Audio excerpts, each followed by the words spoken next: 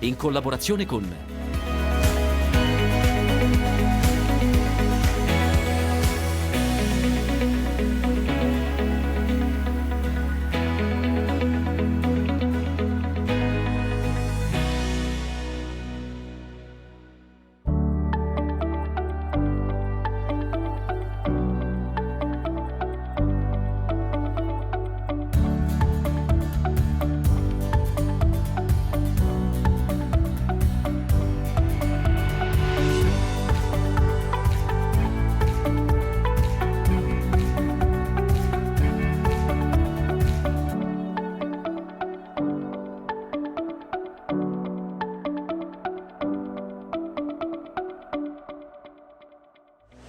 Una bottiglia che pesa qualche grammo in meno, un angolo smussato in un brick, oppure la percentuale più alta di PET, di plastica riciclata per una confezione. Sembrano piccoli accorgimenti, ma per l'ambiente sono importantissimi. Lo vedremo qui a Barbiano di Cotignola, nello stabilimento del gruppo Conserve Italia, che ha introdotto nuove confezioni che noi troveremo poi sul mercato dall'autunno.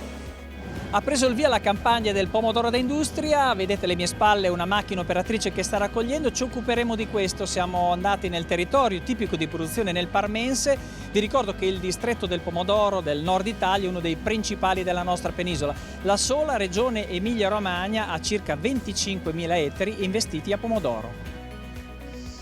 Il maialino va in vacanza? Questa è la domanda che attende risposta dal mondo CLAI. È stato il marchio che ha accompagnato i primi 58 anni della cooperativa Lavoratori Agricoli Molesi e che invece in questo 2020 vede questa azione di rebranding, un nuovo logo disegnato niente po' di meno che da Rob Janoff, il graphic designer più famoso al mondo, quello che ha disegnato la mela col morso della Apple. Quindi come sarà caratterizzata la CLAI dopo questi 58 anni di vita lo scopriremo insieme nel corso del nostro collegamento.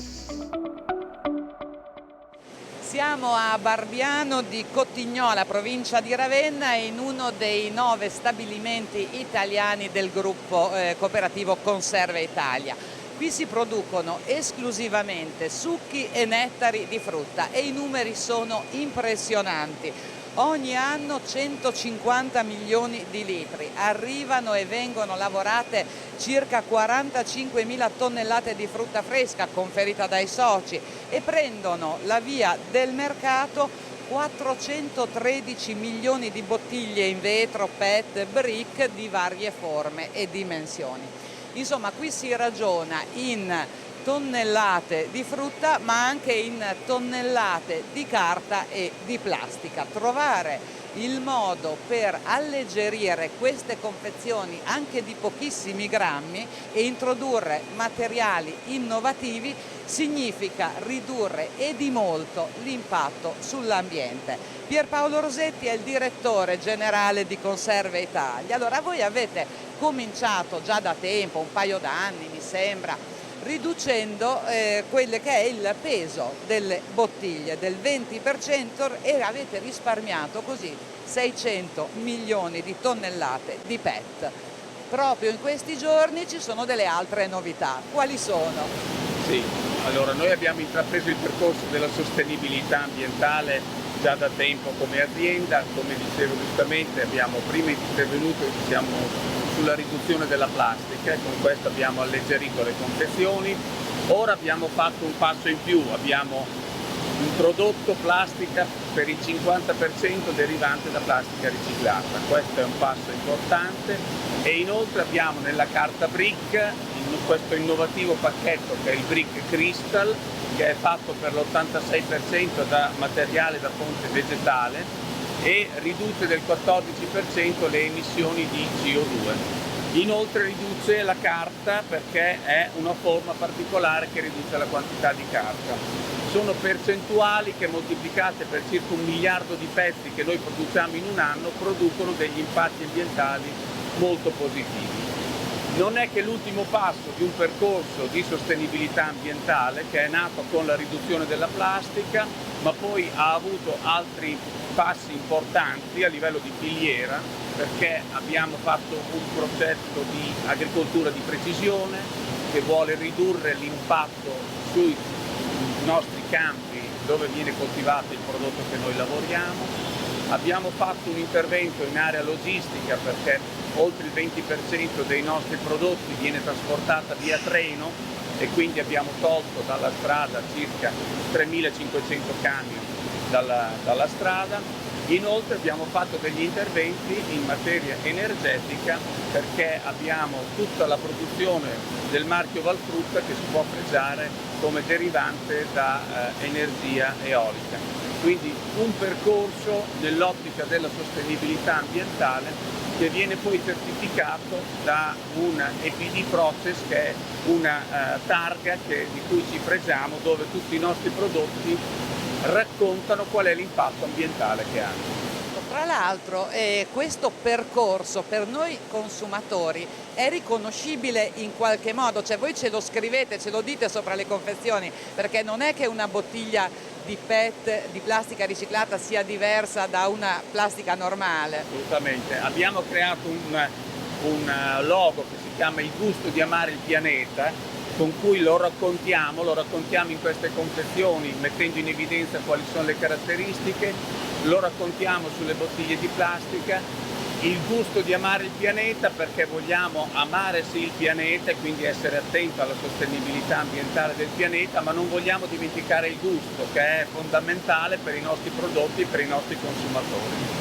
Quando si parla di sostenibilità, e noi adesso oggi ci concentriamo sulla ecosostenibilità delle confezioni, però c'è una sostenibilità dell'intera filiera che passa anche dalla sostenibilità economica. In un anno, per esempio, come questo, molto difficile per i produttori, perché sappiamo che con le gelate solo per le albicocche abbiamo perso l'80%, 90% delle produzioni. Voi siete comunque al fianco dei vostri soci frutticoltori anche in annate difficili come questa? Assolutamente, noi essendo all'apice di una filiera agricola integrata con alla base 14.000 agricoltori soci raggruppati in cooperative, abbiamo nel nostro DNA quello di essere vicini agli agricoltori. Ma come lo dimostriamo questo? Lo dimostriamo ogni anno, ovviamente raccogliendo tutto il prodotto che loro ci possono portare, ma anche facendo dei progetti con i quali diamo a loro la possibilità di vedere degli investimenti con un ritorno in 12 anni, un rendimento garantito per un periodo lungo. In questo si inseriscono i progetti fatti sulla frutticoltura da industria, progetti innovativi dove abbiamo creato una cultura solo per produrre della frutta da trasformare a livello industriale, che dà a noi la possibilità di avere una frutta di qualità superiore e ai soci la possibilità di fare degli investimenti avendo un rendimento garantito per un certo numero di anni. Quindi un progetto vincente che ha già coinvolto oltre 800 ettari nella nostra zona e che vediamo ci sta passando anche di mano in mano, perché man mano che vanno a finire i primi progetti ormai decennali ne vengono fatti dei nuovi, quindi evidentemente ha riscosso un buon interesse.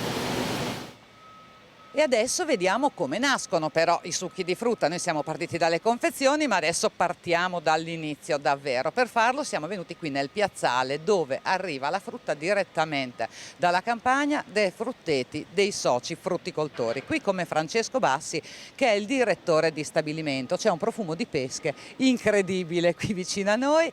Allora, frutta che arriva dalla campagna, raccolta matura e lavorata in giornata. Esatto, giornalmente ci arriva il prodotto fresco dai nostri soci conferitori, ci portano il prodotto appena raccolto, quindi raccolto maturo, direttamente arriva in azienda. In azienda viene controllato, il laboratorio fa i primi controlli analitici, controlli di qualità, controlli di maturazione, omogeneità della maturazione, vengono fatti dei controcampioni che vengono poi dopo analizzati in un secondo tempo e immediatamente questo prodotto viene trasformato.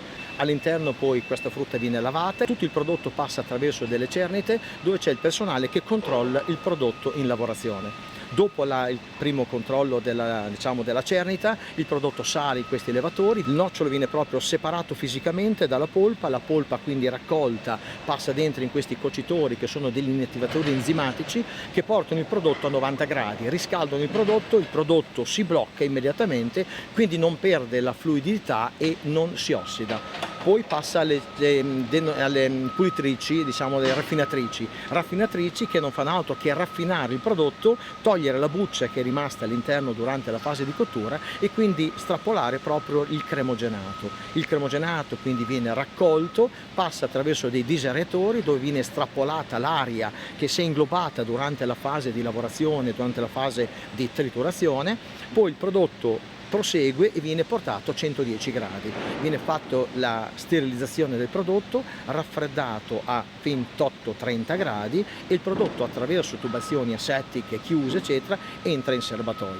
Facciamo lo stoccaggio del cremogenato in questi serbatoi asettici che poi lo utilizziamo durante i 12 mesi per produrre il prodotto finito. Pesche, nettarine e qualche percoca, però i numeri sono residuali per quanto riguarda ovviamente le pesche, poi le albicocche e gli altri. Pesche e nettarine tutte a pasta gialla, quella è fondamentale perché il colore del succo deve essere il colore della frutta, sul colore non si lavora, esatto. Non si scherza. Non si tocca, il colore non si tocca, il colore è quello che viene dato dal prodotto iniziale di lavorazione, arriva direttamente il prodotto, quindi deve essere perfettamente pesca gialla per poter garantire e avere il colore nel prodotto finito. E noi adesso siamo nel cuore, vorrei dire, dello stabilimento, anche della ricettazione. Questa è la sala controllo. Qui che cosa si controlla, che cosa si tiene sott'occhio? Esatto, qui abbiamo tutto il controllo della miscelazione. Il prodotto, una volta che l'abbiamo messo nei serbatoi asettici, il cremogenato viene prelevato, raffreddato, miscelato e mandato agli impianti di miscelazione. Quello che abbiamo dietro di noi è la sala di controllo dove gestisce tutta la miscelazione finale del prodotto, dove viene aggiunto crema, acqua, zuccheri, vitamine, ingredienti minori, dove una parte di prodotto viene direttamente convogliata in laboratorio attraverso delle tubazioni dedicate. Il laboratorio, che sta lavorando sempre costantemente in rapporto diretto con la sala controllo, controlla il prodotto. Ogni batch di prodotto viene analizzato, finché il prodotto non risponde allo standard qualitativo, il prodotto rimane in miscelazione. Quando il prodotto risponde allo standard qualitativo passa al trattamento termico, quindi l'impianto trasferisce il prodotto che ha miscelato agli impianti di trattamento termico. Quando tutto è pronto, ovviamente il prodotto viene trattato termicamente, come lei ci diceva, per garantirlo, e poi dopo si passa alle linee di imbottigliamento che può essere in PET, in vetro, in brick, e lì è quelli i momenti in cui si decide in base a quello che necessita il mercato? Diciamo che sì, esatto, che prima si fanno dei programmi di produzione, poi il prodotto che noi prepariamo, esatto, viene convogliato alle linee vetro, brick, a seconda del brand. Ogni brand, diciamo, che ha una sua ricettazione. L'attenzione alla qualità prosegue anche nelle varie fasi di imbottigliamento, cioè anche lì, come prima abbiamo visto, le signore che selezionano, tengono d'occhio i singoli frutti, lì ci sono delle macchine, visti i numeri, che selezionano per esempio le singole bottiglie.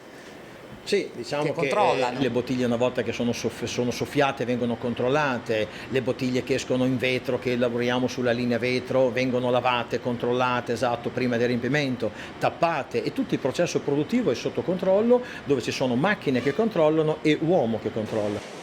E siamo arrivati alla fase finale, qui le bottiglie sono pronte per prendere la via del mercato, poi però vediamo appunto le nostre bottiglie. Queste sono le famose bottiglie, le nuove bottiglie in plastica riciclata al 50%. Sono quelle che lei ha in mano, prima e dopo.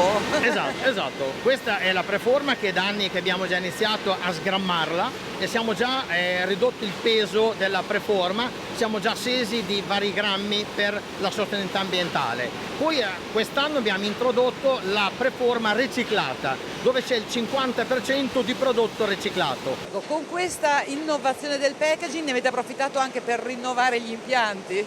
Abbiamo fatto anche impianti nuovi, come anche per il brick e col crystal abbiamo messo nuovi impianti più performanti, più veloci, macchine più veloci, perché dobbiamo anche cercare di aumentare sempre la velocità della produzione. Ecco, ma velocità che cosa significa? È vero che qui c'era, non so se ci sia ancora, l'impianto più veloce d'Europa? Esatto, qui c'è la bottiglia 125 che viaggia 100.000 bottiglie ora.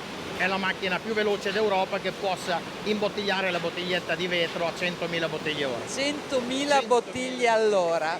E di queste qua nuove quante ne escono? Questa invece, questa linea qui è una linea che viaggia a 18.000 pezzi ora, qui produciamo circa 65 milioni di bottiglie all'anno, solo in questo nostro stabilimento. Abbiamo 2 stabilimenti che lavorano. Quindi insomma con dei numeri del genere si capisce l'impatto ambientale di quanto sia migliorato introducendo questa innovazione. E qui si conclude il nostro viaggio all'interno dello stabilimento di Barbiano di Cotignola. Adesso una breve pausa, poi linea a Claudio con A Cielo Aperto.